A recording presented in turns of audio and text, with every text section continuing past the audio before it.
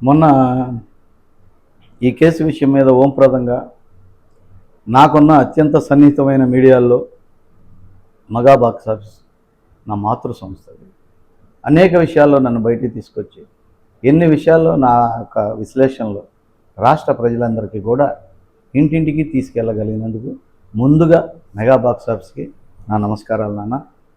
ఈ కేసు విషయంలో పురోగతి గురించి మీరు అడిగారు కాబట్టి నేను చెప్తున్నాను నాన్న.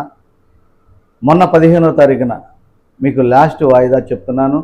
మీరు వేసినటువంటి ఈ హెవియస్ కార్పొరేషన్ పిటిషన్ని 15వ తారీఖు నుంచి 19వ తారీఖు వేసి ఇదే మీకు లాస్ట్ వాయిదా. ఆ కుర్రోడిని ఇక్కడ సబ్మిట్ చేయని ఎడల మీ మీద ఎఫ్ఐఆర్ ఎందుకు కట్టకూడదు, మిమ్మల్ని ఎందుకు అరెస్ట్ చేయకూడదని మొన్న దిసభ్య కమిటీ హైకోర్టులో అడిగినది వాస్తవంగా మేము కూడా విన్నామండి. రేపు 29కి వెయిట్ చేస్తున్న తరుణంలో ఈలోపే మా మీద అనేక రకాలుగా అసత్య ప్రచారాలు, కుర్రోడు గురించి అనేక వ్యవహారాలు, కేసులు అది ఇదని చెప్పి మాట్లాడుతున్న ఎడల మేము దీన్ని కూడా కమిషనర్ గారి దృష్టికి తీసుకెళ్ళడం జరిగిందండి. తెలంగాణ ఆయన ఒకటే అన్నాడు, నా మీద నమ్మకం పెట్టుకోండి, నేను ఈ కేసులో న్యాయం చేస్తాను, ఇమీడియట్లీ అతన్ని విఆర్కి పంపుతాను నా యొక్క అధికారాలతో, తర్వాత ఎంక్వైరీ చేసి సస్పెండ్ చేస్తాను అన్నాడు. నిజంగానే ఈ కేసు విషయంలో ఆయన చెప్పిన విధంగా విఆర్కి పంపారు. కేసు విషయంలో ఆయన్ని సస్పెండ్ చేయడం జరిగింది.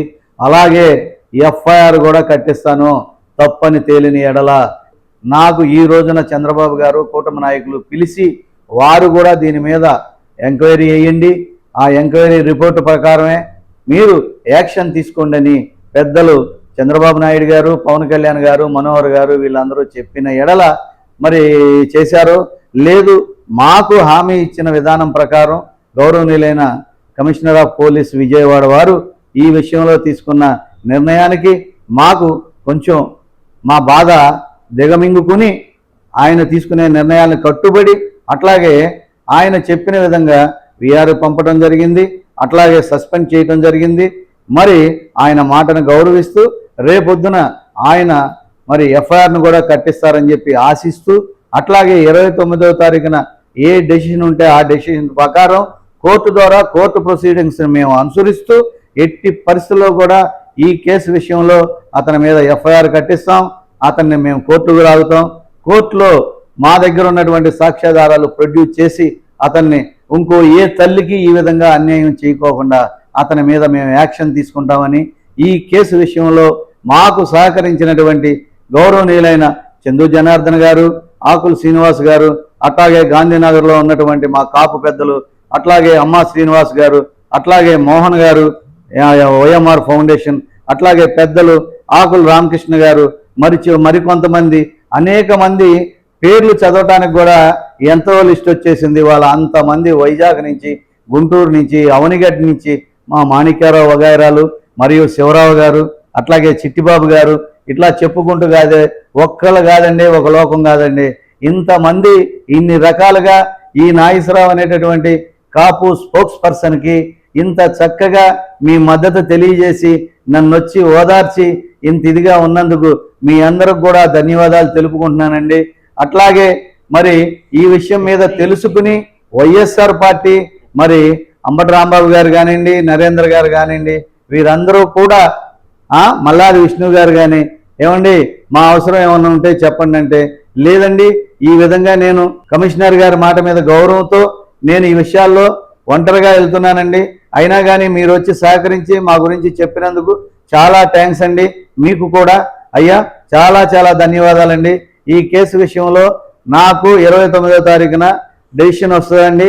ఆ కోర్టు మీద ఉన్నటువంటి గౌరవంతో నిర్ణయం వచ్చే వరకు కూడా మేము ఈ కేసుకు సంబంధించిన విషయాలు కొన్ని బయట వెల్లడించకూడదండి. గౌరవనీయులైన కమిషనర్ గారి మీద గౌరవం ఉంచి ఈ కేసుని మేము కోర్టు ద్వారా పరిష్కరించుకుంటాం, కోర్టులోనే తేల్చుకుంటాం. అట్లాగే కోర్టులో మాకు న్యాయం జరుగుద్దని వెయిట్ చేస్తున్నామండి. ఈ విషయంలో మాకు సహకరించిన పెద్దలందరికీ కూడా ధన్యవాదాలు తెలుపుతున్నామండి. ఇది స్వల్ప మా విజయంగా భావిస్తున్నాం.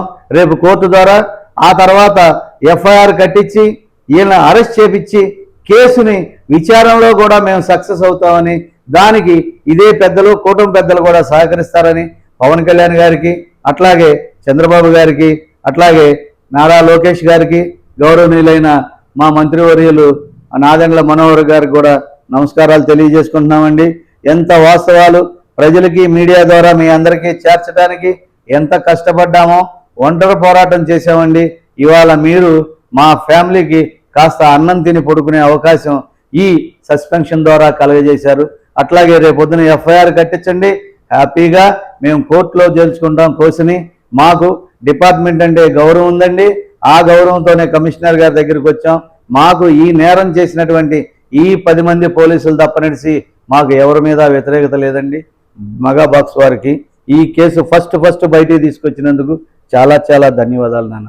మతాలకు అతీతంగా అందరూ మీకు సపోర్ట్ చేస్తూ వచ్చారు, రాజకీయ నాయకుల నుంచి ఈ సాధారణ ప్రజానీకం. ఇవాళ పార్టీలు కాదండి, పార్టీలకు అతీతంగా మరి దళిత నా సోదరి ఇదే బారాపేట నుంచి ఇందాకే ఫోన్ చేసింది, అన్నయ్య ఏంటి రమ్మంటావా, మేము అందరం వస్తామని. అట్లా కులాలకు అతీతంగా బీసీలు వచ్చారండి, కసగాన్ దుర్గారావు ఇంకోళ్ళు అనేక మంది. అట్లాగే ఎస్సీలు వచ్చారండి నా కోసం. అట్లాగే నా కాపు సోదరులు కూడా, అన్నా ఏంటి ప్రతి విషయంలో స్పందిస్తావు, నీ ఇంట్లో జరిగితే ఎందుకు స్పందించలేదని అడిగితే ఒకటే చెప్పానండి, కోర్టులో ఉండగా మనం మాట్లాడకూడదు, కోర్టు అయిన తర్వాత నేను ప్రెస్ మీట్ పెట్టుకుంటాను, అట్లాగే ఏ విషయంలో అయినా మీ సహకారం తీసుకుంటాను అన్నానండి. ఇవాళ మాకు సహకరించిన మా పెద్దలు, కాపు పెద్దలు, ఇందాక నేను చెప్పినట్టు చందు జనార్దన్ గారు, ఆకుల శ్రీనివాస్ గారు, అమ్మ శ్రీనివాస్ గారు, ఇట్లా చెప్పుకుంటూ పోతే ఒక్కళ్ళు కాదండి. ఆకుల రామకృష్ణ గారు ఎక్కడో బలిజ సంఘం కర్నూలు నుంచి కూడా నా కోసం నీకేం కావాలి నేనేం చేయాలి చెప్పండి అని చెప్పి అక్కడ టీజీ వెంకటేష్ గారికి కానీ, అట్లాగే బందర్లో నా సోదరులు బుల్లెట్ ధర్మ అక్కడ కలెక్టర్ ఆఫీసులో ఇవ్వడం కానీ, వైజాగ్లో ఇవ్వటం కానీ, దీని గురించి ఎవరి కాళ్ళు రాధామిత్ర మండలి సభ్యులు స్వచ్ఛందంగా వచ్చి ఇవాళ ఈ పిల్లోడు మిస్సింగ్ మీద, ఈ పిల్లోడికి జరిగిన దారుణం మీద స్పందించి నాకు సహకరించినందుకు మీ అందరికి కూడా పేరు పేరున కొంతమంది పేర్లు చెప్పలేకపోయాను, నన్ను క్షమించండి సార్. ఇది ఫస్ట్ కాంగ్రెస్ పార్టీ కూడా ఈ కేసును బయటికి తీసి నాకు అన్ని విధాలా సహకరించింది సార్. ఇక నుంచి ఈ విషయంలో నేను కోర్టులో తేల్చుకోదలుచుకున్నానండి. కమిషనర్ గారు ఇచ్చిన నాకు మాట ప్రకారం నాకు న్యాయం చేశారు, అట్లాగే కూటమి న్యాయం చేసింది. ఇంకా ఫర్దర్గా కోర్టులో న్యాయం పొందుతాను.